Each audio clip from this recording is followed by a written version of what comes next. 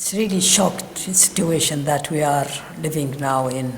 I believe that we have heard and we have lived so hard time in different, decades, but such inhuman practices which carried out against, women from ISIS, I think it is the most grievous. What's the difference, in your opinion, between the women's situation in Iraq before and after 2003?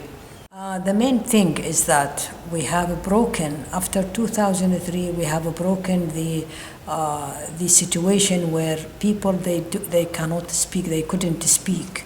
In 2003, a new phenomena of free thinking for Iraqi women and for Iraqi people in general. During Saddam times, during the dictatorship, people even were prevented from thinking and from dreaming.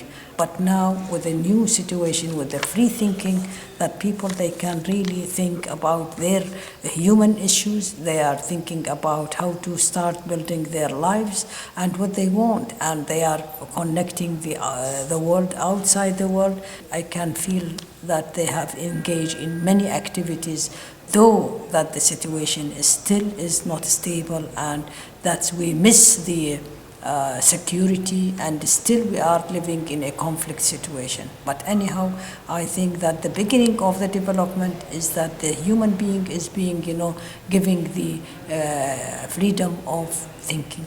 How can you explain the choice of lots of women, even from Western countries, to join ISIS? A number of these young women, they came from the Oriental Islamist origins, their families are from the Islamist origins, and a number of them, they feel that with their moral empty, they suffer from the moral empty in their environment, or they suffer from the discriminations inside their environment, and it push them to join a very excited movement with their propaganda, with their communications in email and in social media.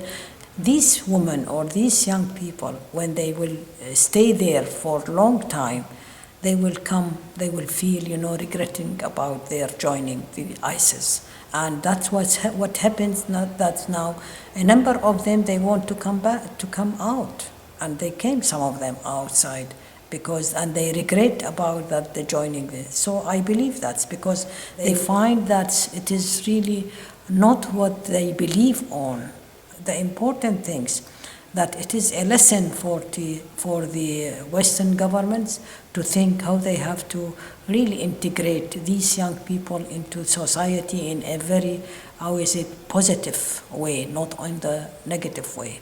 What's your judgment about the coalition? That's what we feel. It is not me, myself, but this is the feeling of the Iraqis and the government, that the fighting against ISIS is not a simple thing, because in the ISIS, that they were really trained, very, very highly trained, and maybe also they were supported and they were financed by huge groups, and these groups, they try to make them very strong, and especially that among them a number of the Iraqi from the previous regime, and they were from the intelligence service or from the military armies.